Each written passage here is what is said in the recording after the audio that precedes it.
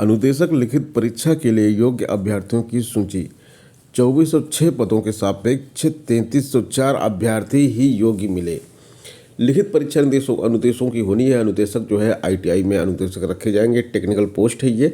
और यहाँ पे 59 ट्रेड के लिए अनुदेशकों के 2406 पदों के लिए लिखित परीक्षा कराई जानी है। तो इसमें जो है 2406 पद के लिए केवल 3304 अभ्यर्थी ही योग्य पाए गए हैं, यानी कि लगभग हर व्यक्ति का यहाँ पे चयन पक्का है। कंपटीशन ही नहीं है यहाँ पे। 2406 पोस्ट के लिए कम से कम 24,000 लोग होते तब कंपटीशन माना जाता, लेकिन यहाँ पे 2406 पोस्ट है, 304 ही कैंडिडेट केवल हैं। इनका एक लिखित परीक्षा कराई जाएगी। उस लिखित परीक्षा के बाद इनको जो है जॉब दी जाएगी। यूपी में 57 अटल आवासीय विद्यालयों की नींव जल्द रखी जाएगी, योगी जी ने बोल दिया है। और 57 अटल आवासीय विद्यालय जो खोले जाएंगे, इन आवासीय विद्यालयों में शिक्षक भर्ती भी होती है। अब शिक्षक भर्ती जो अटल आवासीय विद्यालयों में होती है वो LT ग्रेड के जैसी होती है, यानी कि LT ग्रेड के थ्रू हो सकती है। ये भर्ती अभी तक इसमें कोई भर्ती हुई नहीं है। अटल आवासीय विद्यालयों में अभी इधर उधर से टीचर को शिफ्ट करके काम चलाया जा रहा है, इसके नाम पे कोई भर्ती नहीं हुई है। तो शिक्षक भर्ती की तैयारी करने वाले छात्रों के लिए एक अच्छी न्यूज़ है ये। तदर्थ शिक्षकों की सेवाएं समाप्त करने पर रोक। 9 नवंबर 2023 के शासनादेश को तदर्थ शिक्षकों ने चुनौती दी थी। इलाहाबाद हाईकोर्ट ने प्रदेश के माध्यमिक विद्यालयों में पढ़ा रहे तदर्थ शिक्षकों की सेवाएं समाप्त करने के शासनादेश पर अगले आदेश तक रोक लगा दी है। तदर्थ शिक्षकों की ओर से दाखिल याचिकाओं में उनकी सेवा समाप्त करने के 9 नवंबर 2023 के शासनादेश को चुनौती दी गई थी। कोर्ट ने शिक्षकों के पक्ष में अंतरिम आदेश में यह भी स्पष्ट किया कि यह आदेश केवल उन्हीं तदर्थ शिक्षकों पर लागू होगा जिनकी नियुक्तियां second removal of difficulty order एवं धारा 18 तथा यूपी माध्यमिक शिक्षा सेवा आयोग रूल्स 1995 के नियम के तहत हुई हों। तो तदर्थ शिक्षकों के लिए एक अच्छी न्यूज़ है ये। 3 साल से त्रिशंकु बने हुए हैं, उनको समझ में नहीं आ रहा है कि वो पढ़ाएंगे नहीं पढ़ाएंगे, उनकी जगह पे नई भर्ती होगी, उनकी सैलरी रुक जाएगी, क्या है कुछ समझ में नहीं आ रहा था इनका। तो फिलहाल अभी हाई कोर्ट ने इनकी सेवाओं पर रोक लगा दी है। इस साल उत्तर प्रदेश लोक सेवा आयोग 2 PCS परीक्षाओं के परिणाम देने की तैयारी कर रहा है। अगर मार्च में प्रारंभिक परीक्षा और 9 माह में चयन प्रक्रिया पूरी होगी तो नया रिकॉर्ड बनेगा। 2024 के लिए आवेदन की प्रक्रिया शुरू हो चुकी है। आवेदन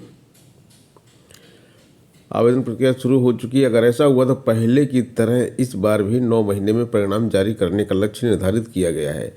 तो इस साल PCS 23 के साथ साथ PCS 24 का परिणाम भी आ जाएगा। आयोग ने PCS 22 का अंतिम चयन परिणाम 10 माह के भीतर जारी किया था और PCS 23 का चयन परिणाम 9 माह के अंदर जारी करने का लक्ष्य निर्धारित किया है।